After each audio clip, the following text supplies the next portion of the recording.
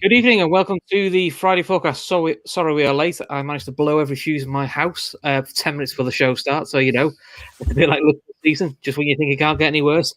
It does. Oh, tonight I am joined by Oscar. Oscar, good to see you, mate. We haven't seen you for a little while. Matt, who is looking quite happy for a change, unusual, but, we'll see how it goes.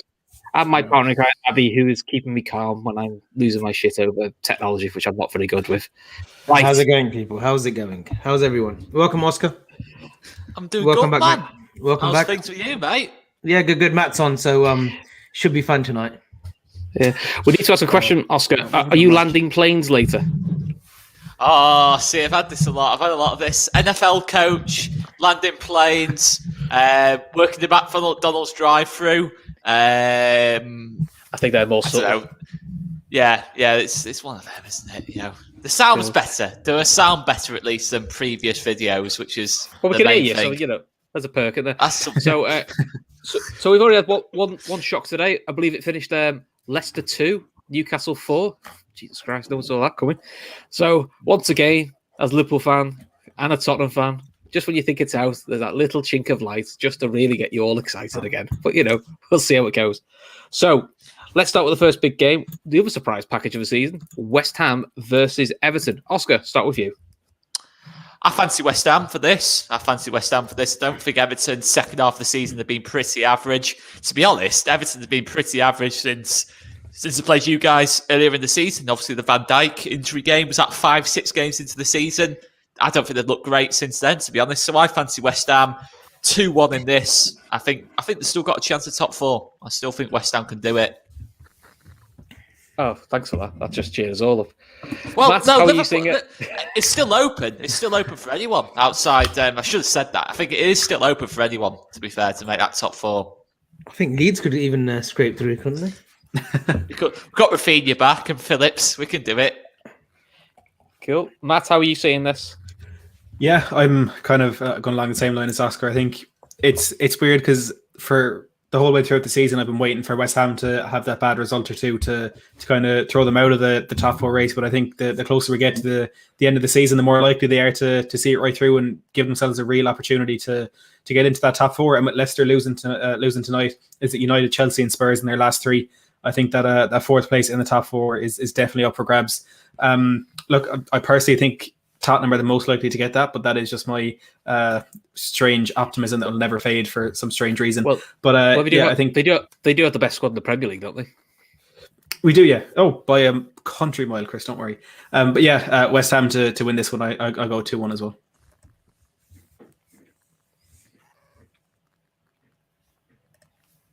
Shall I go next? Has he frozen again? I think he has frozen. So I'll carry it on. I think he's got to reset his router. Sorry, guys. Chris has had some technical issues tonight. His power went off. West Ham, Everton. I see it as a draw. I think Everton. Yeah, they have these patches where they play well, and then they drop some silly points against silly opposition, and then they get in a bit of a run again, and they go back. They have another slip up. But I'm going for the draw. I think West Ham. They just seem to be slightly tiring for me. So I think I want to go with a draw. I think Everton will score first. And then West Ham will they'll come back strong in the second half. Is Mikel Antonio, is he back now? I think so, yeah. I think he come off the bench against Burnley, I think, in the on Monday. Yeah. Did he score in that game? Did he score in that game? Did West Ham win? He scored twice, He's definitely back. He's definitely back. Yeah. No, I think he didn't come off though, did he, on Monday? I was looking here. He started. He scored twice. All right. Okay. He wasn't subbed off either. No full game for him. Wow. So Oscar, you're going with the West Ham?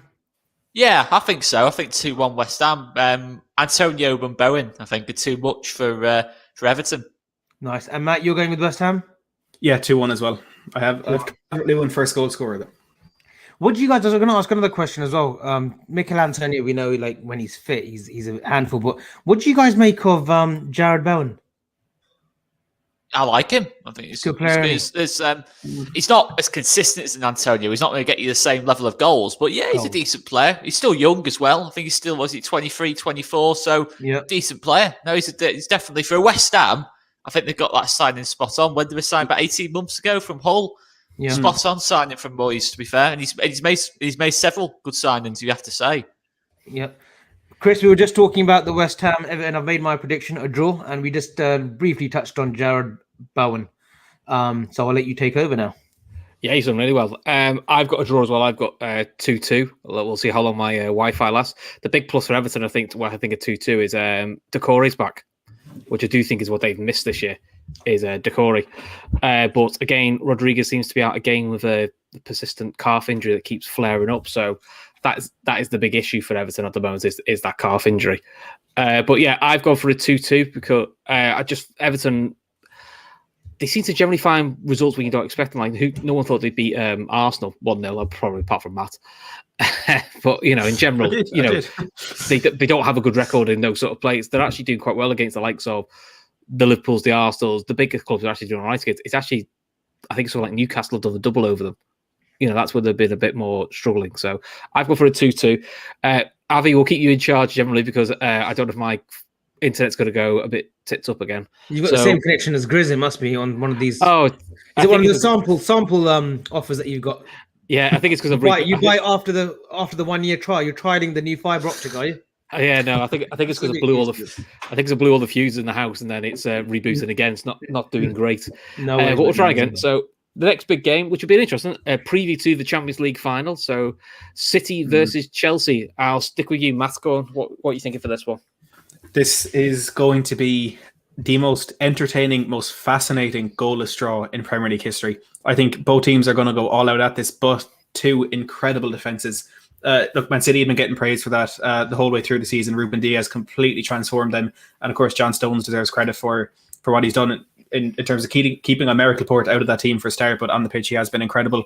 Chelsea, I don't think have gotten as much credit for that defence since Thomas Tuchel came in, but against Real Madrid, especially in that second leg, I thought defended very resolutely. And there's so much attacking capabilities in those two teams. You look at Man City, a massive fan of Phil Foden, of course, De Bruyne, Mahrez, Sterling as well, and with Chelsea, Mason Mount getting better by the week, Havertz starting to hit a bit of form now as well, and Timo Werner, I think it's only a matter of time before he starts banging them in. But I can't really see this one other than the defence is prevailing, which is, I know, a weird way to look at it, but I can't see many goals in this one. And I hope I'm proved wrong with a 4-4 thriller, but I'm going to stick with 0-0 on this one. Fair enough. Oscar, how are you seeing it? To be honest, I think it depends how strong City or Chelsea go. I could possibly see City not wanting to show their hand, to be fair, and not wanting to put all the stars out there. I could possibly see a Bernardo Silva getting rested, Kevin De Bruyne. I think Aguero possibly starts this game. I think City might well not want to show all their cards, to be honest, in this game. But Chelsea will have to go stronger because obviously they still need to seal that top 4 place. But I've just got that feeling City defensively looks so strong at this moment in time, as Matt said. So I'm going to go 1-0 City, but I do think the actual final itself will be more entertaining than that. I just think Chelsea still trying to find their way going forward a little bit, I think. Good. Right, I'll give my prediction because Avi, I'm going to have to drop out for 2 seconds while I fix this problem. God, this is the worst show I think I've done as a presenter. Sorry about this. I've got a 1-1 because I tend to find when you're playing a side that you're going to play in a final, and they're both very good sides, I agree with Matt, they don't tend to want to show the hand a little bit, so I think they'll hold back. So I think 1-1 seems to be like the pretty safe score that they'll all go for. And then I think you'll see more fun and games in the final. So Avi, I will let you take over. Yeah, I think it's going to be a fascinating final. Just a brief touch on it. I think it's two great teams. I think Saturday. I think the game is tomorrow, isn't it? Mm-hmm. Yeah, tomorrow's the game. So I think it's going to be two teams who are going to just sort of feel each other out. It's going to be a little dress rehearsal for the final. So I do see it being a 0-0 or a 1-1. But I think the Champions League final, I just want to touch upon this. I think it will be quite a cracker. I think it will be a good game. When you see the players on show, Tuchel will get another, 3 weeks, we imagine, with this team until the final. I think they'll be ready. And I think even though City have got an amazing defensive record, I think Chelsea can catch them. I think with the pace of Werner, the trickery of Havertz and picking those little pocket full of spaces. Mason Mount, who has really, really come on. I know Kieran Thorne, who's a regular on the chat, he's a massive fan and actually has tipped him to become Chelsea's greatest ever player. That's a shout. And you got Christian Pulisic as well. So I'm fancying Chelsea. I'm fancying Tuchel to win the FA Cup and do the Champions League. So it'll be his double, their double, and it's his sort of second consecutive final. Narrowly missing out with PSG last season. I think he'll go one better and get one on Pep. But yeah, I'm going with a 0-0 or a 1-1 draw myself. Can I get your guys' thoughts on Phil Foden against Mason Mount? Because I had a Chelsea fan message me after the semi-final the other day, and he was saying they're going to win the Champions League, and he said he is 100% sure that Mason Mount is a better player than Phil Foden, and I laughed at him and blocked him because it's idiotic. Where do you stand on Foden against Mount? The different players. Like Mount, Foden started out in the same position as what Mount plays, kind of as more of a number 10, but Foden for me now is a pure left winger. He's a pure touchline winger. He obviously drifts inside, but the different players for me, Foden is just absolutely amazing. I'm yet to see Foden have a average game. Never mind a poor game. I've genuinely not seen Foden not perform, kind of thing. I mean, it's absolutely crazy. I've said before, I got absolutely hammered for this on Twitter, but I don't think Foden's that far off from Mbappe or Haaland, to be honest. And he's younger. I genuinely don't think he's that far off, to be honest. I've said for months he's ahead of Haaland. I fully believe he's ahead of Haaland. He's incredible. So is Mason Mount, though. I think Mason Mount's a player. I tell you what it is, and it's the media and all these pundits and fans as well amongst us. We get into this sort of frenzy that is he better than Foden? I'm not saying just YouTube. I'm not saying like it's YouTube, but there's a consensus where is he better than him? Is he better than him? Like last season, it was Mason Greenwood. Generational talent. Before that, it was Trent Alexander-Arnold, right? Before Curtis Jones earlier on this season for Liverpool, he's better than this. I think we should appreciate the talent that comes through. It's like Messi and Ronaldo. You shouldn't really compare them. Appreciate what they've given us in terms of goals, assists, playing in the Spanish league, going, 1-to-1 with each other. I think we should appreciate both Foden. I include Greenwood in this and Mason Mount. Three incredible talents, really incredible talents. And for England, it only bodes well for them. I think if Foden can start adding big numbers, like double figures in assists and goals, yeah, he will be on that trajectory of Mbappe, Haaland. But at the moment, they're just that level below. Mason Mount, he's proved me wrong. Everyone thought that Tuchel would sort of usher him out, but he's come back and he's shown that he's got a bit of metal, he's got a bit of steel, and Tuchel genuinely has respect for the player, and he keeps picking him, and he's one of his go-to men. Cool. Sorry, caught the end of that. I agree. I mean, I think it's the world we're in now. Everyone's got to be definitive. He's the best. He's the best. We've had the Lampard, Gerrard, Scholes crap for 10 years. This is the new one. And I don't know why people should say, "Oh yeah, they're all really good," but it's that tribalism football. People always want to say my player is better than your player, and it's just very. Gerrard was by a mile the best of the three. I'm not even a Liverpool fan. I can tell you, Gerrard was just. Lampard. Come. So what's Gerrard, that? Matt, sorry, did Matt just say Lampard was better? He did. No, I said Oscar just doesn't like Lampard. Gerrard in the cup final. If you can find me a 90 minutes where Scholes or Lampard were ever as good as Gerrard in the FA Cup final or Champions League final, I will be absolutely stunned. In the two biggest games of his Liverpool career, he absolutely carried Liverpool to both titles. Incredible. Oscar, I agree with you wholeheartedly, but again, Gerrard, Lampard and Scholes, if only there was a good enough manager for England that could actually play all three. I don't think you could compare all three again. Gerrard, amazing what he did, but Lampard didn't do the things that that Gerrard did. Up and down, gut and grit, warrior spirit, just never gave up. That 90 minutes, I think his West Ham performance is probably one of the best single-handed performances by a player that I've ever seen.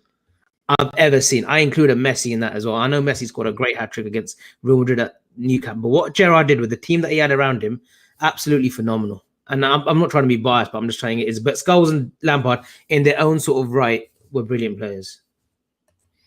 Can't argue, really. Can't argue. Right, a couple of quick fire ones. Sheffield United versus Crystal Palace. Oscar. 1-0 Palace. I think it'll be an awful game, possibly one of the worst games of the season, but I think Palace has got that little bit more quality going forward. So, with the Zaha or Eze, I think one of those two will stand up for them in the game. 1-0 Palace. Good. As Free Will says, yes, it does feel like I'm on dial-up. I do feel like I've gone back in time. It's one of those days today. Matt? I've gone 1-1 with Sheffield United and Palace. I just feel like it's a bit of a dead rubber. Sheffield United gone, Crystal Palace mid-table mediocrity. I'd say 1-1 boring game. Okay. Avi? I'm really hoping that Ryan Brewster gets gets off that duck and he scores a goal. So I'm going to go with and I hope he actually starts as well. I'm going to go with the 2-0 Sheffield United. I think they'll beat Palace. Palace got nothing to play for. They're safe again. They've got a big decision to make. Like, what's the next step? Is this what they all want? Like, stay safe in the Premier League, get 15th, 16th, or wherever they are, 14th, or do they want to push on? So the owner's got a big decision to make. Yeah, good. I actually agree, and I also agree with Kevin Sullivan, who's got 1-0 Sheffield United. I've got 2-1 Sheffield United. I've got a feeling because they're down, they've got nothing to lose, and Palace have had the flip-flops on now for a few weeks because they're safe, and they are the ultimate flip-flop side now. That's it, we're done.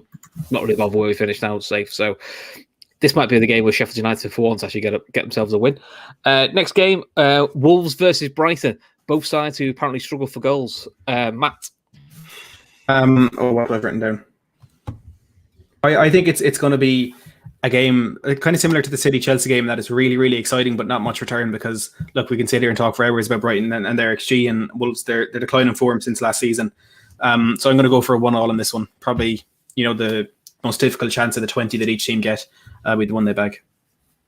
Good. Avi, what have you got? Yeah, there's been a lot of murmurs this week that Graham Potter might be going to Spurs next season. I am a fan of his football. I'm a fan of his sort of work ethic as well. He seems like a nice lad, but I'm not sure if what's happened.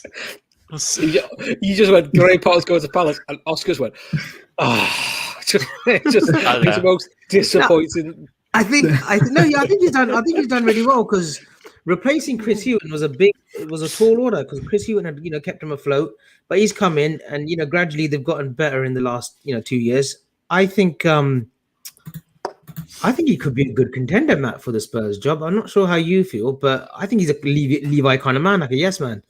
But I do see Wolves. I see Wolves winning here. They need to get a bit of form back, and I think we started to see that slowly with them. Who did they play last? They played West Ham, didn't they? On Monday, didn't they? Who did they play on Monday? Burnley played West Ham. Who did Wolves just play? And Fabio Silva scored. It was 1-1. That's a good question. West Brom. Played well. They actually played well in that game. They actually played well in that game. I should have won. Yeah. So I'm gonna go. Wolves 2-1 here. Cool. I've got to be able to research. John Nightingale's asking what am I drinking. I'm drinking Tropica. It's called. It's an IPA. Something I got for my birthday. So it's quite nice actually. So if Beer Hawk want to sponsor us, I'm always open for a sponsor. Oscar. Brighton and the XG, as Matt mentioned, we had to hear about that all last week off Brighton fan we had on the channel. Yeah, I think Brighton are in good form though. Since the turn of the year, I've started to score goals. They played very, very well against us. Probably should have won 4 or 5 goals, to be honest. And being totally honest, last weekend they dominated the game. I think they have too much for Wolves. I think Wolves without Jimenez, half the team at the best. Really, I think they're really struggling at this moment in time. Wolves 2-1 Brighton for me. Cool.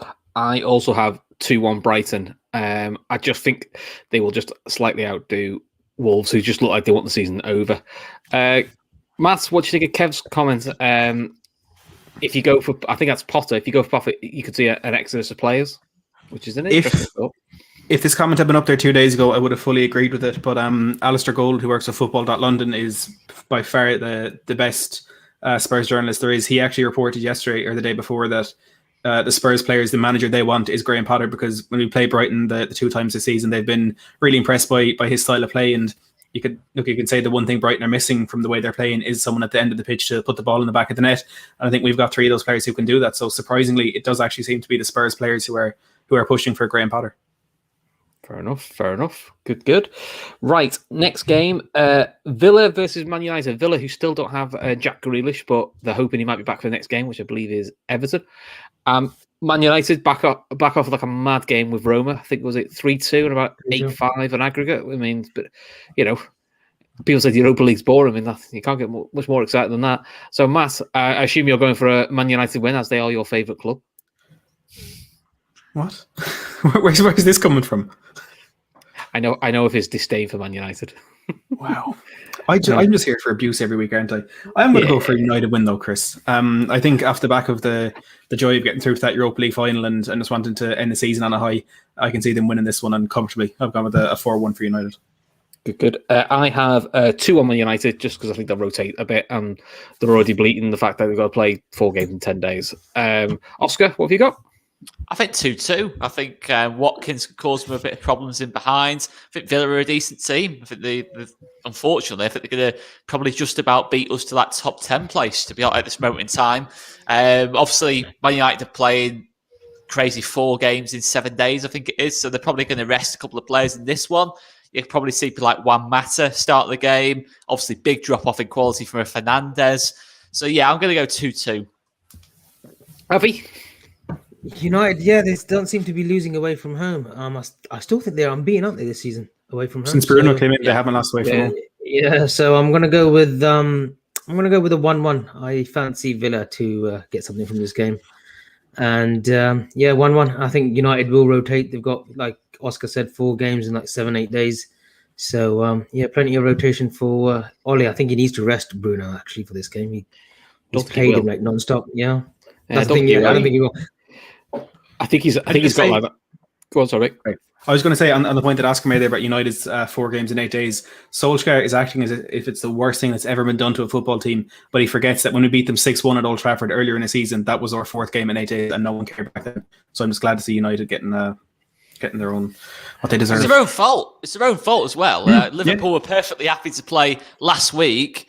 You can say the fans had a right to protest, but to get the game called off, and then you start moaning about, it doesn't sit right with me. It doesn't surprise me though. It really doesn't surprise me that they've tried to make it all about them.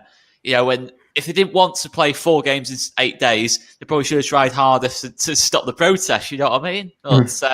Anyway, I do love Oscar. I do love him on the show. Well, if it'd been Leeds or Liverpool, he hates United, which helps. He hates United. If it had been Leeds or Liverpool, you imagine the papers. Chuck him out the league. Honestly, it's just. There's no way. There's absolutely no way Leeds or Liverpool they would not have given the other team 3 points. There's no way they'd have agreed to replay the game. Absolute embarrassment from the FA how they dealt with that.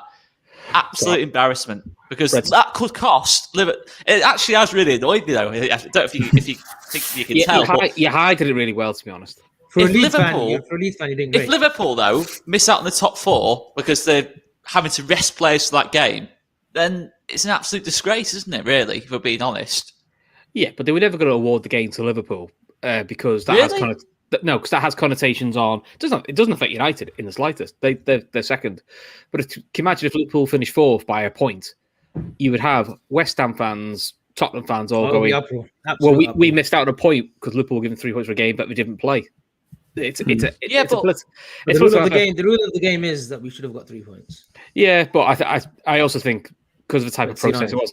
I mean, the misconception is it was the fans on the pitch that stopped the process. It wasn't that stopped the game. The thing that stopped the game was the fans outside the hotel stopped it. And in fairness, most of that, from what I saw, was pretty peaceful.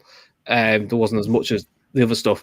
But as Reed Steve puts, he goes, it's still not as bad as playing 2 games in 2 continents in 24 hours, which we had to do. But, apparently you just get on with it. So, we would say, get on with it. If Liverpool or Leeds had done that in the city centre of Liverpool or Leeds, there's no way that they've made Man United play that game again. It's just absolute.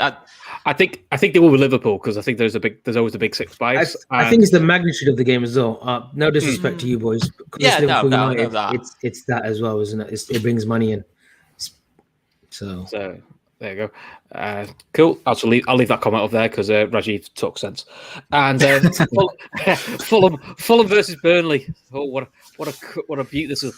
Oscar, seeing you're on fire, I'll let you take this one first.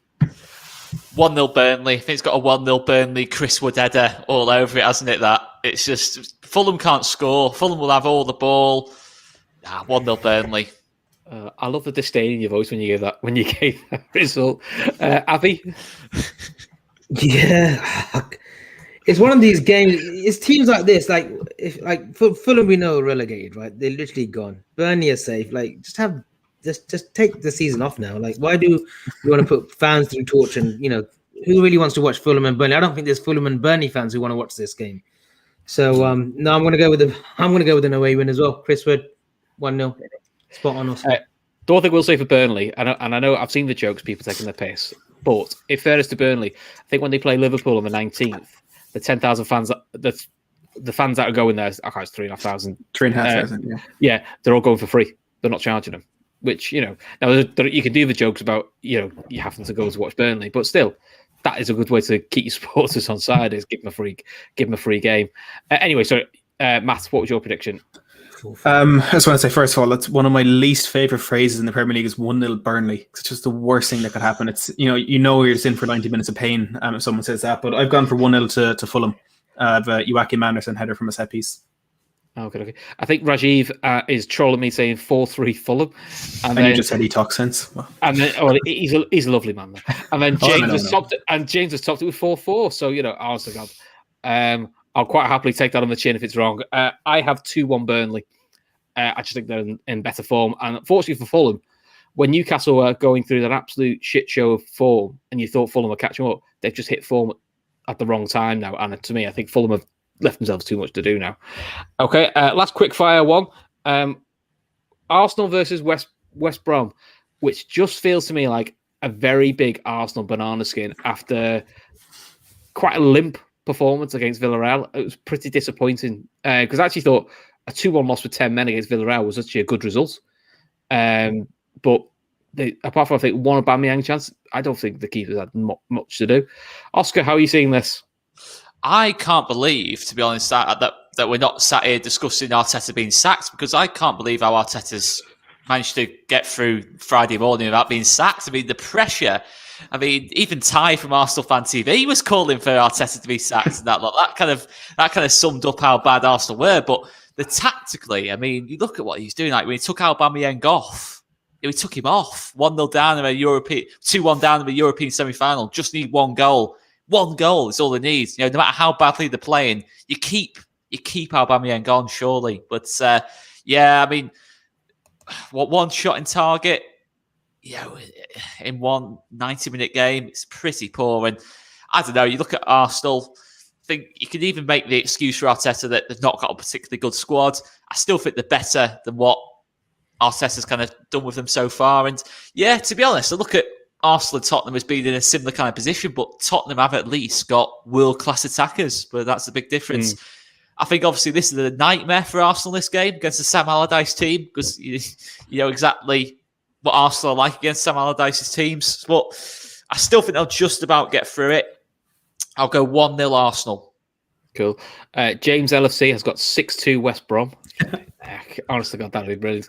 Mac has got a 3-0 to Arsenal. Naguib Mohammed, who I have quite a lot of contact with, he's got 2-0 Arsenal. So cheers for that, Naguib. I hope I've said your name right there. Avi? Yeah, so I've got a good contact at Arsenal who says Arteta's job will be reviewed as soon as the season's over. I think he's gone. And I think whatever happens tomorrow will have no bearing on his job. But I'm going to go with an Arsenal win. I think it's over. I think if he had beaten Villarreal yesterday and got them to the final, I think even if they'd lost that against United, he was going to go. But if he had won, he'd probably had another reprieve. But yeah, I think he's gone in at the end of the season. Cool. Rajiv Kumar has got 1-0 to West Brom, which I'll be honest, that just feels very Arsenal, that, if it does happen. I've seen a couple of 2-2s as well and a 1-1. Matt, what have you got? I've really been enjoying this conversation, as I won't lie to you. I don't want Arteta to be sacked, first of all, but I do think tomorrow will be a comfortable win for Arsenal, because they need some sort of response after that ridiculous showing they put up last night. I have a 4-0 win, but I wouldn't be surprised if it's more, because West Brom, they're down and out. It's just about kind of playing the games, making up the numbers for the rest of the season for them. And I think Arsenal are going to come out firing and comfortably wipe West Brom aside. Good. I have 2-2. Because it just feels like the way it's going for Arsenal. So, question. Kev Sons brought an interesting point up, saying Patrick Vieira to Arsenal in the summer, which is an interesting one. Do you go for another project manager? Or, me and Matt have talked about this about Tottenham, but I'd probably say it applies to Arsenal as well. As should they look at someone like a Rafa Benitez, who would be mad? It'd be mad. He loves a mad owner. He loves a know that's a nutter, so he'd do that anyway. But I think if you said to Rafa, you've got 3 years. Your job in 3 years is to get us back into European spots. Do what you need to do to get us there. But once those 3 years are up, you're not getting an extension. We're then going to go to whatever they want their aspirational manager to be, a Patrick Vieira or someone like that. Look, it may be people say it's be a bit like Jose, but I just think he'll get defenders defending, and he gets the best out. He gets the best out of very good players, even if they don't like him. He gets the best out of them. He's levels above Mourinho these days. Benitez for me. He did a fantastic job at Newcastle, but he's definitely on their radar. It just depends on the Arsenal ownership. He's not going to come in under Stan Kroenke. He won't want to work with the current climate. But if they get new owners, then yeah, Rafa's high on the heels. You say that, but this is the man who worked under Mike Ashley, went to Chelsea when everyone hated him. I don't think Roman anyone liked it, but he was good friends with Roman. Funnily enough, that's the thing. Yeah, he was good friends with Roman. It's just the fans, wasn't it, with Rafa and Chelsea? Yeah, but let's face it, he went to work under Mike Ashley. Well, he worked with Massimo Moratti at Inter Milan, so yeah, he does like to pick odd jobs, but I think he'll want definitely different owners because he's not going to get a tune out of these. He's not going to get a tune out of Kroenke or Usmanov at Arsenal. Matt, are you okay? Or you take it off then? Sorry, what's that? Are you okay? Or you take it off? I think someone just hopped in the shower at 10:30 at night. Is it too loud? Yeah, it's all right. Put yourself on mute for a bit. I'll mute myself. Okay. That's Oscar. A funny sounding shower. That's all I'm saying. Yeah, I know. Chink when it wakes you up at 7:30 in the morning. It's not nice. Anyway, There's so many questions and jokes. But I was thinking that. Anyway. Benitez is just a specialist. For me, Arsenal or Tottenham should be fighting it out for him in terms of Benitez because there are some good. There's probably 3 or 4 players at Arsenal, 3 or 4 players at Tottenham who would say they're really good players. Them, like Partey, Tierney. I actually really rate them as players. Saka. I genuinely think he'd do a really good job there. I think he'd get him top 4, to be honest, or get him pushing for the top 6 at the very, very least, because he just everywhere he's been to, Newcastle, Liverpool, Valencia, Chelsea, they've all been kind of in a similar position where they've underachieved him before he got there, and he's always gotten the absolute most out of him. I mean, it's all been said. He got to a Champions League final with Jimmy Traore at left back. Yeah, don't forget European ego. I mean, this is it. That team against AC Milan, like if you look at it, man for man, it's probably only Gerrard who gets in. Like the other 10 players are undoubtedly better players, technically and in terms of career in that lot before and after that game. He's just such a. I honestly think he's a top 10 in the world, to be honest, manager. Still think he's a top 10 manager in the world. I think it's absolutely crazy that he spent the last 2 years in China and being at Newcastle. I think it's an incredible waste of talent. Arsenal should have appointed him after they sacked Wenger for me. Would you take him over Bielsa, Oscar? No. He's getting a Frank Lampard after Bielsa. It's already sorted. Mate. I could get away with that because Joe's not on the show. We'll probably get Arteta after all that. No, we won't. But no. To be fair, there's been mentions of Gerrard potentially in the day when Bielsa leaves coming towards. But we all know that'd be a stepping stone for the Liverpool job in a couple of years down the line. But yeah, he has been mentioned. You say that. I mean, there you go. I think there's content for us. We probably could do a show on that. What would Gerrard need to do to become a Liverpool manager? Because it could be very cut and dry, but to me, he's got to do something else other than Rangers. I'm sure there'll be Rangers fans now will have a go at me, but I do think he needs a gap between that. But the other one that I keep hearing muted now, if he picks the right career path, is Javier Alonso. He's the other one that gets so he's like Gerrard. He's only just started his management career, but that is another Liverpool legend who's worked under lots of big name managers. If someone who's listening to the comments or just on the comments, can you confirm if Alonso and Gladbach have started talks again? Because I heard something that they've started talking again. But I think Javier Alonso now he's at Sociedad, the B team, so he does need a move because he's done some tremendous stuff there with the youngsters as well. But he does need a move now to the professional level. 100%. Feels like a manager as well, but Alonso is one of those players where you have to pick, kind of, for me, from that kind of era, you have to pick people who will become managers. It would have been Xavi, probably that whole Spain team, Xabi Alonso, just brains in the operation whenever you watch him play. It's just, I think the only thing with Alonso is, has he got that presence in the dressing room? Has he got that presence to get people to think his way? But by lots of things, he has. The stories you read about him at Bayern and at Liverpool was he may look quiet on the pitch, but I don't think he was that quiet in a dressing room. So you can tell he's a winner. You can tell he's a winner, in terms of... Anyway, enough Rafa chat. Right, I actually think this is game of the weekend. Leeds versus Tottenham, because I actually think this is going to be a really, really good game, and hopefully Leeds win. So because Matt's got like a vibrator or some shower going on, and Oscar's really keen to talk about it, Avi, I'll let you go first. It is going to be a good game. It's an early start for me tomorrow. It's a 4:30 kickoff, but I'm going to definitely be up for that one. I've been impressed with Leeds. I've been impressed with Bielsa, and I think next season they go again, and I think they'll get into the top 8. Spurs, they've had a bit of a renaissance in the league with Ryan Mason. Bale, he keeps scoring now. I just feel that this game will be a draw, though. I think his 100% win record in the league, Ryan Mason's, will come to an end. I think Leeds will sort of play well. Is Rafinha back, Oscar? Yes, apparently Rafinha and Calvin Phillips are back. Whether they're going to start the game is still up for debate. Yeah, I think that's huge. So I can see it being 1-1. The energy levels that Leeds bring, and it's so unfortunate because this is one of the sad things about having no fans. Because the first season back, I'm sure you guys would have been there every game. At Ellen Road. Sure your season ticket holder, Oscar. I'm not. Yeah.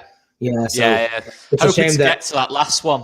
Hoping to get that last one. It's a real shame that you guys haven't been able to go back and save at the moment. But yeah, I see it as being a draw. I think it will be a 1-1. Cool. I'll go next. I've got 2-2 down. Only because I think the one thing Tottenham got is goals in them, but the big issue Tottenham got is their defence. And Leeds, to be honest, is exactly the same problem with Leeds. I think defensively there's still areas of improvement, but attacking wise, when you're not playing Leeds, they're great to watch. When you're playing them, they're a bloody nightmare. But I think this will be a really good game, so I've gone for a 2-2. I just think it'd be a mad game. I'd fancy Kane to get 2. But I do think with Rafinha back, I think Rafinha against Tottenham's defence will be he'll have a good chance. Because to be honest, the only one who's decent, I think, of Tottenham back four is Reguilon, the left back. Although I didn't think he was fantastic in the cup final, but I think overall, I think he's had a really good season. Right, in the comments here, we've got lots of 3-3s. We've got, let's see what Matt's put there. 2-0 leads for Matt. Okay, 2-0. Generous from Matt. 2-1 Leeds. Matt said 2-0 to Leeds, so that's good. We'll see if Matt can talk to us I in a will minute. not stand for this. That sounds not bad. That sounds not actually bad though. He can talk. How long's that shower, Matt? I'm not in it, Oscar. We find out soon. Go text him and ask him. Right. How long? Go, Matt. Quickly with your vibration in the background. What are you saying? Dan J is saying 2-1 Spurs. I keep saying it because it's really making you uncomfortable. Is it though? Looks like God, it. What's happening? Oh God! See, he says that and he's got off screen now. Yeah, he's back. There we go. This has a Spurs win written all over it. It's not going to be 4-0, but Leeds with more than likely without KP and Rafinha, I think is a big worry for them. You know, Oscar so kindly gave up some of his time to come on my channel for today, and he was talking about how much they miss those players, especially last week against Brighton as well. And I think with Spurs, the little glimmer of hope now with getting back in the Champions League with Leicester, doing a Leicester really with Brendan Rodgers as he always does towards the end of the season, messing up. I think there's that little bit of hope for Spurs. You've likes of Gareth Bale. He looks happy again. He's playing proper football. Has the best goals per minute ratio in the Premier League by a country mile this season. Harry Kane, Heung-Min Son, of course, fantastic players as well. I think we're going to go into this one. We're going to play good football and we're going to beat them. And Leeds, I don't think will really have enough to cope with us without that power and without that energy in the middle of the park. And I'm going to go with a 2-1 for Spurs. Cool. Oscar, what are you going for? I'm going to go 2-2. I think obviously Kane, Son, Bale, it's just too many goals in that for us to keep that out, if I'm being honest. I think that terrifies me in terms of Son and Kane, how clinical they are. But I think we've got enough at the other end of the pitch, in terms of... what a surprise, Matt, there. That's what I was trying to get up a second ago. That's what I was going for. But yeah, I think obviously they've got clear threat going forward. But I think defensively, as everyone said, I think they're weak defensively. And I think Rafinha on the pitch makes a big difference. Because to be honest, before we got that Rafinha and Calvin Phillips news about them being fit, I had absolutely zero confidence going into this. Zero confidence. And Matt will probably back me up on that yesterday, to be honest. Didn't have much confidence at all. But I think we'll be able to get a bit of control in the middle of the park. And we very rarely put together two poor performances in a row. We were absolutely dire at Brighton. Let's hope we're a bit better tomorrow afternoon, but I think we will be. Oh, good. Okay, good. The viewers want to know, did you and Avi both disappear into the shower then, or are you okay, Matt? I thought you didn't want to get demonetized, Chris. I was getting my stat up. I don't get paid for this. I'm all right. Oh, I thought you said you took a peek. Yeah, I was just getting the stat up. That's all I was doing. And Dan said he's hardly played. Still the best. He's still the best. Still the best, yeah. It's better. So what you're saying then is, if you sell Kane, you're okay because you'll play Bale up front. You're sorted. No, God no. God no. So no, we sell Kane, we'll become Arsenal. So who would you rather have, Kane or Bale? Because obviously Bale's got a better minutes per goal ratio. Well, see, we've got both because we're a huge club. We got Son as well. We are unrivaled. Well, when you've got one of those, or most next season, we'll see about that, Matt. Because I don't. You definitely won't have one or Kane or Son next season. If I'm being honest, we will have all three of them. I can guarantee it right now. Okay, and that's not a joke. Why so confident though? Because I think it's who can afford them. Who can afford them, and also the fact that their contracts run. Kane is another 3 years. I think Son is another 2 years, and Bale. I mean, who else is going to take him for that sort of money? Spurs want him back, so yeah. It's not down to the players. If it was, they'd all be gone. But yeah, and that's also. I'm careful how I phrase this. All contracts do is guarantee you a fee, in my opinion. I think if a player has a 1 year contract or a 4 year contract, they can still go. But if you have a 3 or 4 year contract, you are guaranteed. So Kane's got 3 years left in his contract. Is it 3?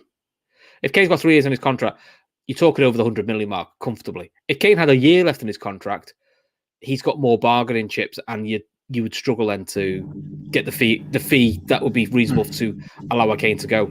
So yeah, and it's there aren't many clubs who can afford it. You're talking the Manchester clubs, and I don't think City pay that for a 28-year-old. I think City would pay that for like a Haaland. The only club I think who would pay that would be United. I think he'd be their Van Persie. Yeah. But even at that, like, people are looking at Kane, prolific goal scorer, for me, second best striker in the world behind Lewandowski, consistently putting the ball in the back of the net, adding the playmaking part to his game this season. That's what people are looking at. And from a football side of things, yes, absolutely incredible player to buy.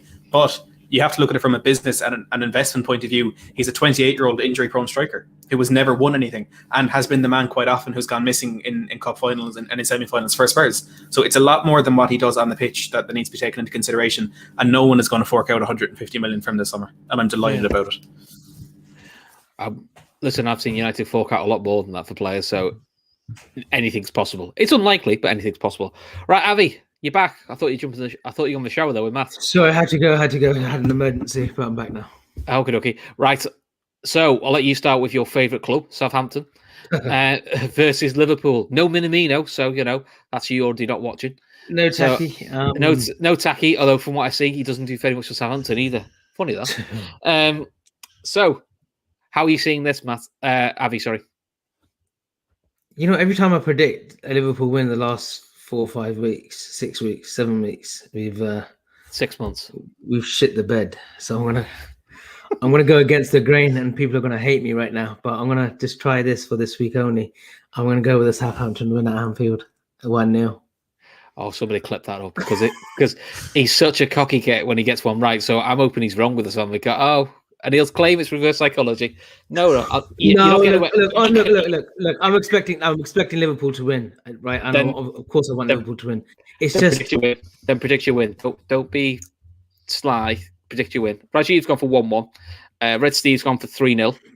Rajiv's probably made the most sensible prediction. But I'm going to go with the Liverpool win, didn't I? Because I'm a Liverpool fan. I'll bet us, I'll bet us up against anyone. So, of course, I want Liverpool to win. But I think that let me bring a bit of bad luck and hopefully, reverse psychology, go for a Southampton win. But I see it. Bailey dead to us. Don't be like that. No, I'm going to go with the 2-0. I think I'm saying the same thing. Hopefully, we'll score early and get a second and put the game to bed. But it's Liverpool Football Club. Look, if the last few games haven't taught us anything, with Leicester, they keep dropping points, and we're not capitalising around, with the teams around us. So, hopefully tomorrow's a change, and tomorrow we can hopefully. And it's an evening kickoff as well, so hopefully, it's an 8:15 kickoff under the lights at Anfield. I know there's no fans, but hopefully we can create some magic. Well, Gers put the Saints can't defend. The problem is we can't score. We can't defend either. No, so it could be. You'd say by that logic, it's 0-0. I'm also going for 2-0. I'm never not going to predict a Liverpool win, and it's a little bit of hope that at some point. My only concern with Liverpool is we haven't actually played a game now for over 10 days, and that doesn't generally suit us. We tend to be a club that needs probably a game every 3 to 4 days. It suits us to get into a rhythm. A 10-day break is never normally a good sign for us. But look, fingers crossed, I'm going for a hopeful 2-0. Oscar, how are you seeing this? Yeah, 2-0 as well. 2-0 also. I think obviously Salah's chasing the golden boot. How many behind Kane is he? Is it 3 goals behind? 1 or 2, isn't it? We need stat, Matt. 1. How many behind? It's 1. If Matt says 1, then it's 1. Yeah, Matt says 1, it's 1. Is that person's going for a shower? Is he going for like a long ass? I know. Shit. What is it? I don't know what their water bill is. Sure, water bill. It's probably on a meter, Oscar. It's probably on a meter. We don't pay for water in Ireland because they tried to charge us, and then we went on like 6 weeks protests and they couldn't. Protests do work. They do. Okay, so what score are you going for? Unless you're a United fan, they've been protesting for the last 8 years. Are you asking me? Yeah, go on. Liverpool win for this one. Southampton just aren't good enough, and again, they've nothing left to fight for the season. Liverpool with that slight glimmer of hope, potentially getting into the Champions League. I can see them coming out and playing this one properly. Look, if Zed is right, if Vestergaard is banned, that's probably even more than I've put down. But I've gone for a 3-0 win for Liverpool. You can't score against Southampton, you're going to get an abundance of chances, and it's only a matter of time before that front three, well, the front two, and maybe Firmino starts putting the ball in the back of the net again, and it could start this weekend. That's right. Vestergaard is playing. He is now the 3rd week running a VAR red card, which has been overturned. So, make of that what you will. We'll let that lie there. Avi, pick me a team. A Liverpool team. Don't pick the Southampton team. Alisson in goal. Trent. The rumours that Kabak was out today, but I'm going to go with Kabak, and Phillips, I believe, is back. Robbo, left back. Fabinho, Thiago, Curtis Jones, and then Jota, Bobby, Salah. Fair enough. The only one I think might come in instead of Jones is possibly Milner, just for a bit of leadership. Yeah, either or, an either or situation. But yeah, other than that, I can't really argue. Right. That's the boring stuff out of the way. So admin. I'll do that in a minute. Okay. Before I start the admin, and Avi shouts at me, Oscar and Matt and myself, we are going to try now build a Premier League 11 of players who've been relegated from the Premier League. So this should be a bit of fun. And we'll all just talk about positions, and then we'll just have a bit of debate and see if there's anyone we really want to go. We really want to go for Harry Kewell, even though I know it's not allowed. I just like to wind Oscar up. Okay, but in terms of admin, we are still on the race to 10k. And we promise once we get to 10k, we will be giving away a PlayStation 5 and FIFA 21. So, if you like your PlayStations and you like your footy, that's one for you. LFC Daytrippers website, which is lfcdt.com, is doing really, really well. It's got all stuff about shows on it. It's even got mine and Avi's ugly mugs on it, in case you want to see who we are. And the best part of the website, I think, is the articles. There's some fantastic articles in there, and we're getting more and more. So if you want to write an article about football, or you're just interested, write one, send it in. The link's in the description below. And literally all we'll do is spell check it. As long as it's apart from spell checking it, it goes up, and it gives you an opportunity to get one of your articles out. And the last big thing is Discord. Again, links in the description below. Join the Discord group. It's a good laugh. We've had ideas from shows from it. We get really good feedback, from what people like, what they don't like. And we also get things such as we've got a playlist going on. So Gav's building up his playlists on a Spotify, so and we just bit of general football chat as well. So it's not all Liverpool centric. So look, join my Discord. It's a good fun. Okay, right. So let's start with goalkeepers, and Tom Bolland is coming straight away with Ben Foster as an opening gambit. So the rule for this is we are going to do a starting 11, probably a manager. We may do subs if we've got time. But the rule we're going to do is it's maximum one player from any club. So we can't just put the whole Leeds team in, even though that Leeds team was mad that went down, because I don't get it. Or we can't put Harry the whole Kewell's great, isn't he? No, he wasn't. He wasn't. He joined Liverpool that season before. Yeah, but I must admit, I've had fun the last few days. Why know about it?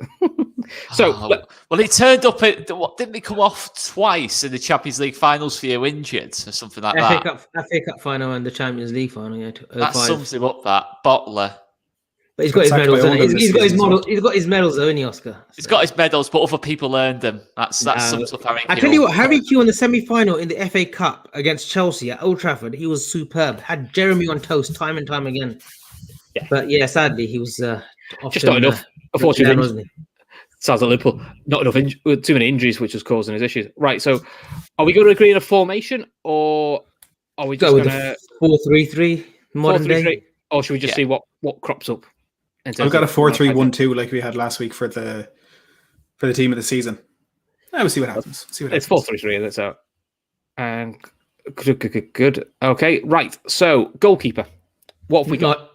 Nigel Martin for me. Superb goalkeeper. Played for Crystal Palace. Played for Leeds as well. Oscar will remember he won the Don Revie Award as well. Absolutely superb. Got a few England caps as well. So Nigel Martin is goalkeeper for me. Okay. Have you got any other shouts out there? I've got Ben Foster. You've got Ben Foster. Incredible season with Watford, even when they went down. Matt, you're not going for your cousin, Matt Ramsdale. Chris, can you take down this banner for a second, please? Obviously, you didn't notice my name at the start. The name I have put in here. I just see it out. I'm not taking it down. You can see it at the end. I'm not going for Aaron Ramsdale, Abby, because I have common sense, which you may not believe, but I do. There you go. My grand's better than Aaron Ramsdale, and I stand by that. Ben Foster, he's brilliant. He did it for a few clubs, and I think he's one of the big reasons why Watford are bouncing straight back up. Okay. Matt, have you got a goalie? That's Oscar. Yeah, Oscar, sorry. I'm happy to go Barton. I'm happy to go Nigel Barton, to be honest. I can't have any objections to that. He was the best keeper. I mean, I think in PFA Team of the Year, I think he got in 3-4 consecutive years from the mid-90s to the early 2000s. So, yeah, got to be big Nige. Legend. Okay, which club we classing that as? Which club obviously Palace. Let's say Palace. Went down with Palace, didn't they? Okay. Yeah. The other ones I've got in offered. One because it was Pickford because it just made me laugh. But no, the more serious ones. You've got ex-Inter keeper Julio Cesar, who's at QPR. Yeah. David James gone down at least twice. The one that caught me out when I was doing a bit of research. It's a rarity, but I did some research. Tim Flowers. Yeah, great keeper. An excellent keeper. Blackburn. And I forgot he went down with Blackburn because I think Tim Flowers is a very underrated keeper. So the question is, it's probably also the club situation. So he went down with Blackburn, and we're saying Palace for the for Nigel Martin. So it just means that we rule out which club. So it's whether you think out of Blackburn and Palace, is there another player you want to pick? There's no one in Blackburn that I picked, but we can rule out Palace then. Did Morten Gams Pedersen go down with Blackburn? He did, yes. If he did, he's a fantastic player. I've got a different player for Palace, though. So. He wasn't fantastic. He was a good player. Oh, Morten Gams Pedersen was a cult hero. He wasn't fantastic. Fantastic, you're talking Pedersen was Bale's fantastic. No. Thank you. Pedersen is an incredible player. He was never incredible. He had a magical left foot. I've never heard of Nigel Martin, so clearly I don't know what's going on here. The youth of today, I swear to God. Pedersen is a cult hero. Right, so, hands up for Martin. Never. It looks great in a view. So that's 2 for Martin. Tim Flowers. I think Tim Flowers. And what have you got, Matt? Ben Foster. Right, we'll go by majority then. So we'll go with Nigel Martin. Okay, so Nigel Martin, who is a very good keeper, in fairness. I was saying from his Palace days. Okay, right. Defense. Are we doing a back 4, back 3? Back 4. Go with the back 4. Gotta go back 4. Okay. Right, I'll give you an opening gambler. Rio Ferdinand. Yeah, same. QPR. Got it. QPR. Okay, that was a. I got Max Aarons. Yeah, it's all right. We can have all. We've got 4 to pick. So. Oh, I thought you were putting Rio Ferdinand for right back. I was wondering what was going on. No, just I just said for a back 4. So I just said him because it was QPR and Rio Ferdinand. I know he's at the end of his career, but so cool. So who do we want to partner Rio Ferdinand as the other centre back? There are quite a few options. Lucas Radebe was one. Gareth Southgate, Nathan Ake, Maguire. I've gone with that. I went with Des Walker, Sheffield Wednesday. Great defender back in the day. Yeah. Actually, no, I'm not going to say great. He was a very, very good defender. So he wasn't as good as Pedersen. I see. Different positions. Great in his day. I'm going to go with Des Walker. You got Des Walker. The ones I give you is Kurt Zuma at Stoke or Michael Richards at Villa. I think he was centre back then. He wasn't a right back. Oscar, have you got any other suggestions for centre back? Richard Dunn's the chief, Lucas Radebe, has got to be. Radebe. I mean, he is the one Leeds player I would want to pick in this team, to be honest. He was absolutely immense for this football club. And just unbelievable. Great keeper as well. Played in goal a couple of times for Leeds and was absolutely unreal, to be fair. And played away at Old Trafford and kept the score down. Brilliant player. Good shout to Tom Bond. Mark Fish, that's a great shout for Charlton. That's a great shout. I forgot he was there. As well, didn't he? Played for Bolton as well, didn't he? I think so, yeah. Yeah, I think most of his career was Charlton, though, wasn't it? Radebe, he was a brilliant player. I loved Lucas Radebe. I thought he was a fantastic player. And I'm not even a Leeds fan. And Matt, any centre-back offers for you? No, I had Southgate and Maguire. Southgate and Maguire. So I've got Radebe. Oscar's got Radebe. So what have you got? A good shout. I went for Des Walker, but I think Radebe's a good shout as well. Great shout. Okay, so we'll go with Radebe. So that's Leeds out the equation. Okay, fullbacks. So left back, I went quite recent. I went Andy Robertson. Same. Chris Robertson too. Robertson. Yeah, I would have gone Robertson if I didn't have Maguire. Cool. So Robertson. So that's Hull. Right back. There's a few for this. So what have we got for right backs? Glenn Johnson, who's gone down twice with 2 different clubs. We had Blackburn's fullback. Salgado, that's it. What a player! What a player! But I think, are we going with players that had a had a good career in the Premiership, or are we going with players that just came along for a year or two and then that's it, sorted off? It's up to you. I mean, Marcus Alonso, who's at Chelsea, went down with Bolton. Gary Kelly was great. Gary Kelly, if we hadn't picked a Leeds player, Gary Kelly was a great shout for right back. But I've gone with Kieran Trippier with Burnley. Burnley. That's a really good shout. That's a good shout. Did have one for centre back, and it's gone out my head then. Matt, who have you got for fullbacks? I've got Max Aarons on the right. Max Aarons of Norwich, which is another good shout. So we've got Max Aarons. What was yours? Sorry, Avi. Kieran Trippier. Trippier and Robertson as my fullbacks. I think Salgado. You think Salgado? As Avi said, he wasn't particularly great for Blackburn, but I'm just basing it more on like the quality of the player kind of thing. Yeah, well, I suppose you'd say Trippier and Aarons probably did more. Danny Mills has been put in there. Oh God, who was right back? I'll jump in with Kieran Trippier if that helps us decide. Oh, it's back Spurs player. You're a good man, Matt. Trippier, okay, let's go with that. Yeah, Trippier's done the most in the Prem by far out of everyone we've mentioned. That's what I went with, a team that's done a few years in the fair. Cool. That's absolutely right. Fair. Midfield. This could be tasty. So I'll go with my opening gambit. Juninho from Middlesbrough. Yeah, great. Is this player, right, Juninho, during the Christmas period, he would just be scoring absolute blinders. Beautiful goals. Great dribbler. He had another partner with him as well at the Borough team, Emerson, who was a really good player, very underrated as well. And then obviously Ravanelli and whatnot. But yeah, Juninho is a great shout. Chris, I've had him in my team as well. Yeah, I'll put him in the team just because I just thought he was brilliant. I couldn't believe he was at Middlesbrough. I can never get my head around that.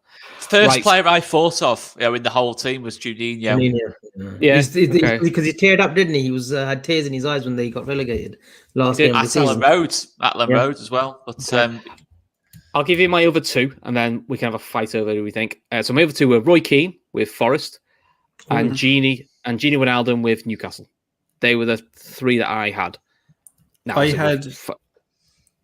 So I was going to say I had Roy Keane as well, but I also went with a more recent one. Idrissa Gana Gueye for Aston Villa was incredible the season they went down, and has obviously gone on to do well at PSG. I just remember that season they went down. He was second in every single stat to N'Golo Kante. Incredible player. He did well for that. To be fair to him, he did well for Everton as well.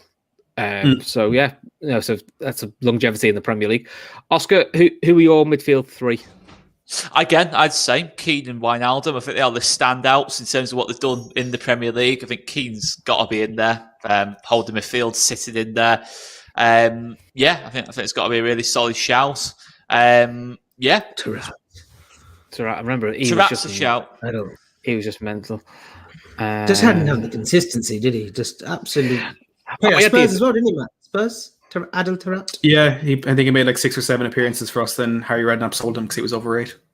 One other player I thought of was Buendia at Norwich, but again, it depends what position you spend him as. Is he a winger? Is he midfield? But I could easily get Buendia in there. Okay. Abby, what were your three?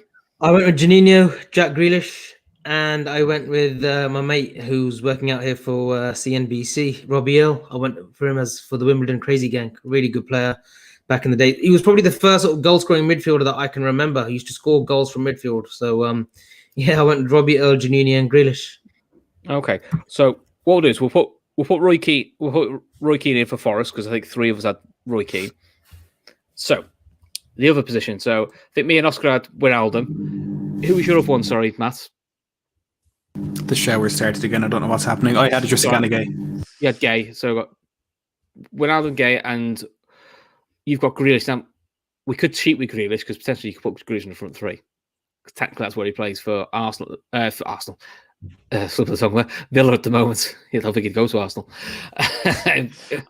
Arsenal would be dreaming then, wouldn't they? Oh, they would be. And they still draw 3-3 with West Brom. But that's a different factor. That's me getting no Christmas cards from Arsenal fans. Never mind.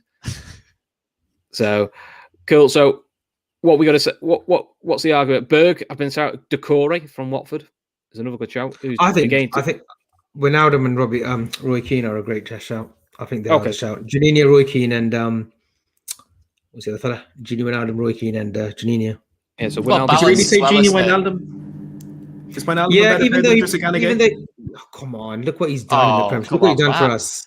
But to be fair, Gini was a number 10 for Newcastle. But no, Gini's brilliant. If you're saying that Morten Gamst Pedersen was fantastic. God knows what you think of Gini Wijnaldum. Incredible. Morten Gamst Pedersen was a technically gifted, fantastic, the generational talent. I don't get how you can not think he was incredible. He's a better left foot than Lionel Messi. I can't, sorry. Get off. Go and have a shower. Go and take a shower yourself. Yeah, take yourself off screen. Tottenham signed him, man. Tottenham should just go and sign Pedersen. Get rid of Kane, bring Pedersen in. Yeah, so I am actually a fan of Pedersen though. And Dicko's put a midfield of Lee Bowyer, Roy Keane, and Dicko. That is a bruising midfield. Great shout, Dicko. Those come back with the 2 guy. Great player for Blackburn. Oh, 2 guys. Rangers, Blackburn. Yeah. Fantastic. Longevity again. 2 guy had you could pay till about 40, 41, I think. So Jonathan's gone for a very attacking midfield of Keane, Kincladze, and Juninho, which would be classic. I suppose Kincladze. I suppose these days Kincladze would be a front 3 player, wouldn't he? He's a midfielder back then, the 4-footer. He was, Kincladze, good player. Yeah, cool. Right, some great shouts as well. Ravanelli first season when he came to the Premiership, 31 goals. Yeah, great. Listen, guys. The other thing I will say is, put your teams into the Discord group because I'm really intrigued to see what everybody else has got, so we can sort of go from there, and we'll put a couple up, and we'll feedback next week what we think of some of the teams we've got. So, attackers, we could have quite a few here. We could have So Owen's out because obviously he went down with Newcastle. Don't think he went down with Stoke, so he's out. Di Canio is one, because we haven't got a West Ham player yet. Callum Wilson, your mate Fjortoft from Swindon Town. Yeah, John Fjortoft, yeah. Shaq for Stoke again. Yeah. Peter Crouch went down with Stoke and Southampton. Damien Duff went down with Blackburn. Grealish went down as a kid at Villa, but you could class him as a front 3 player. Chris Sutton, Jermaine Defoe at Sunderland.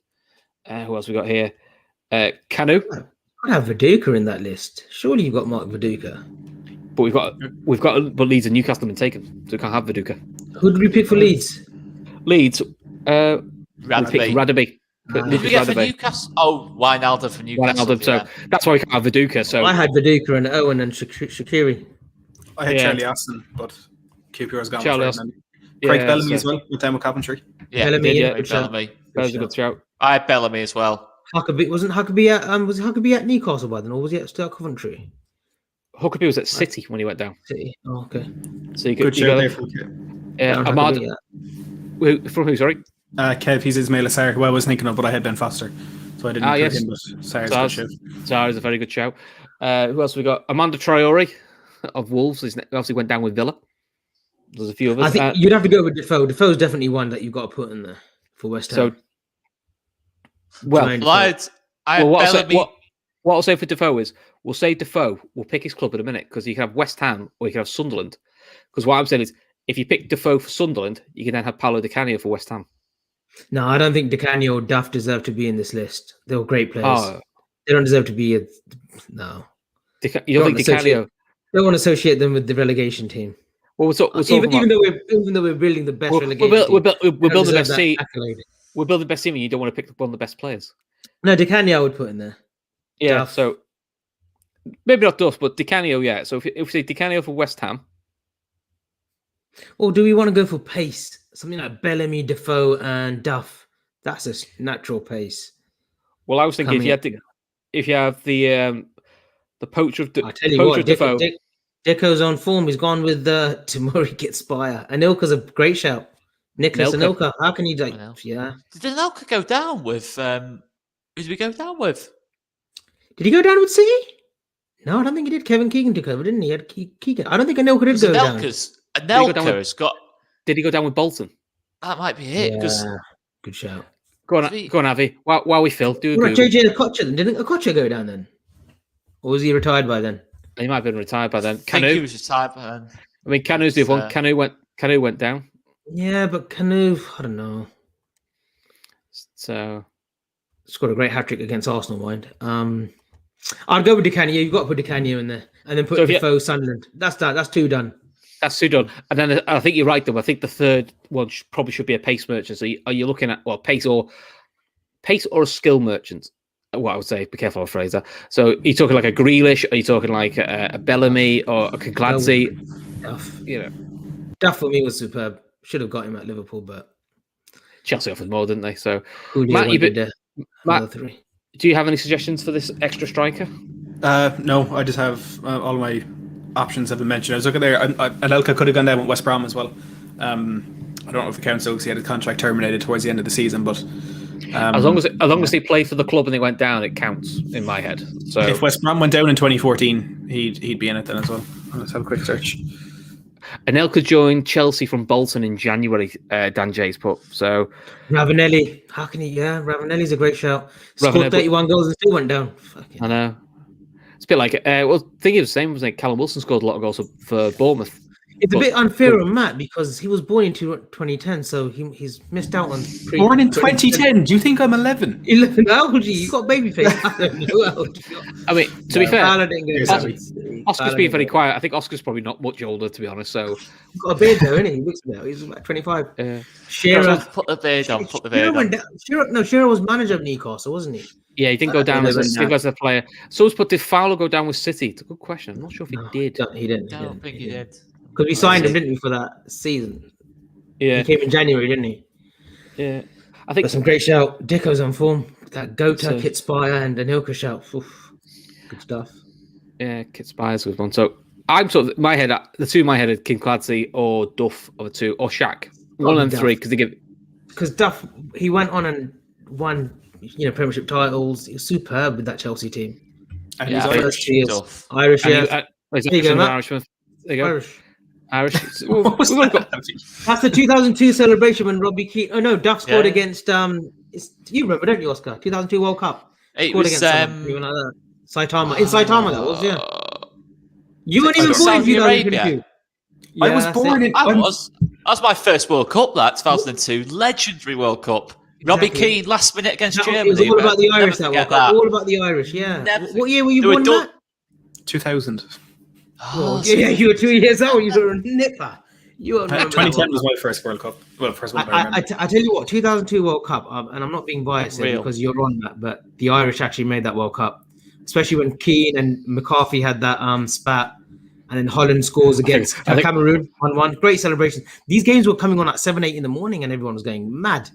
And that 1-1 against Germany. Great tournament for the Irish there. And they got it done in by, was it Spain on penalties, I think it was. They got knocked out, they were really unlucky. Yeah. It was a decent World Cup, that one. Then we obviously had the controversy of South Korea, Italy, which is just a mad. It's a mad game.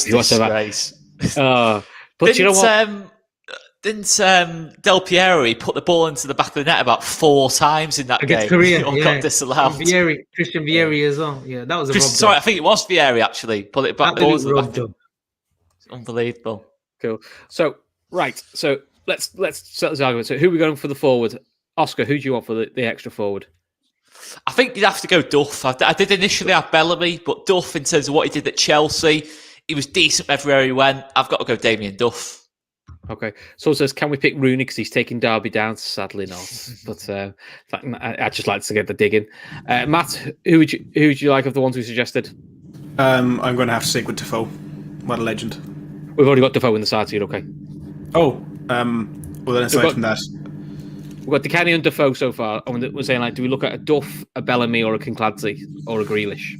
I do not know who Kincladze is, so I will not say him. But if there's still Jack Grealish. Georgie Kincladze, the Georgian. You've got to go on YouTube today. No, we're doing it. We're going to do it 1-to-1 today. I'm going to call you later on. You've got Georgie Kincladze. His individual goals for Man City at Ajax. Oh no, you got another man. Okay. This is your fault because you keep bringing him every week now on these Fridays. He wasn't born for this. I like bringing him on though. He adds something to the show.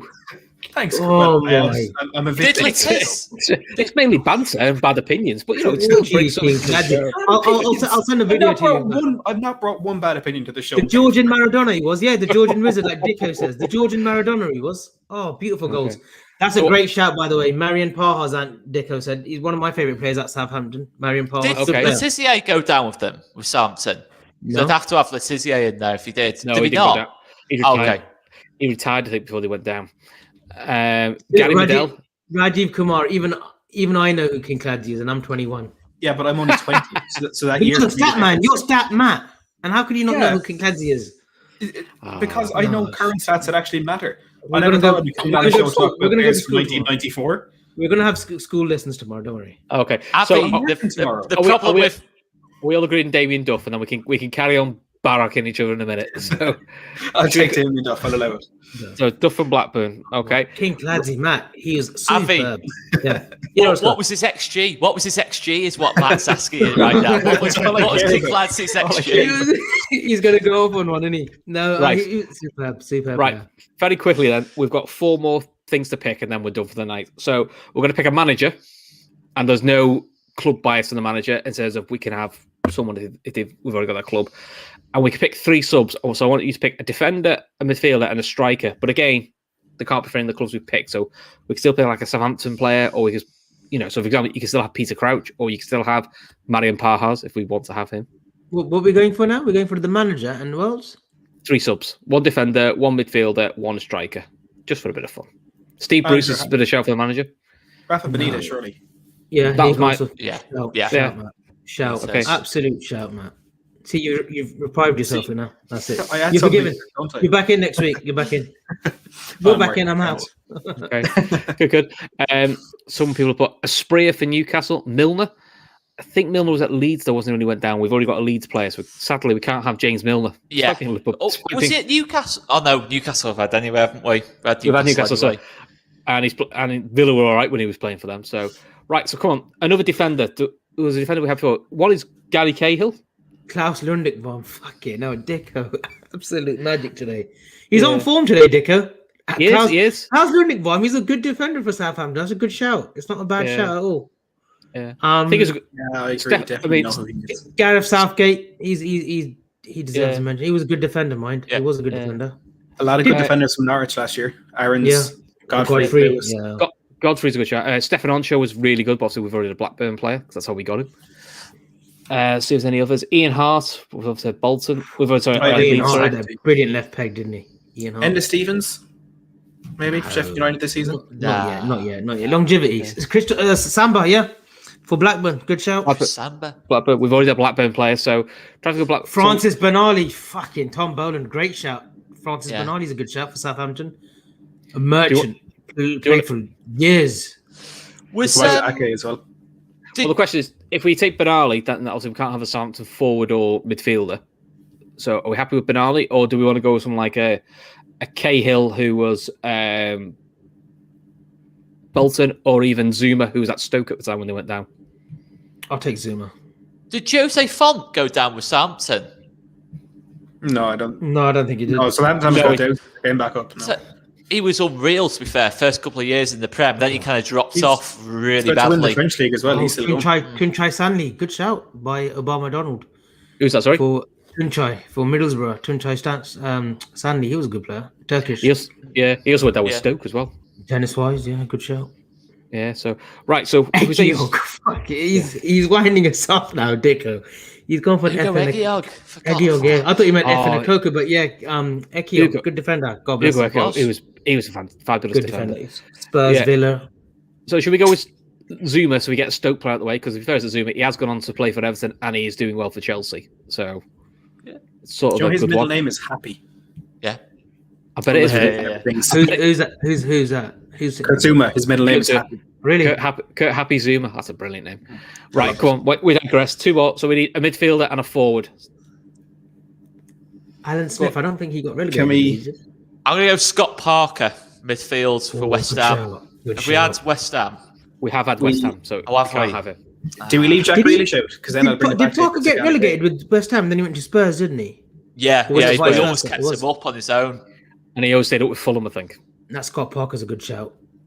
Only because he'll be screaming because he's not here. Pete Selby did suggest Muzzy is it for Leicester. Good player. Good player. I like Muzzy as this. Olivier Decour's a good shout. Olivier Decour by Dicko again.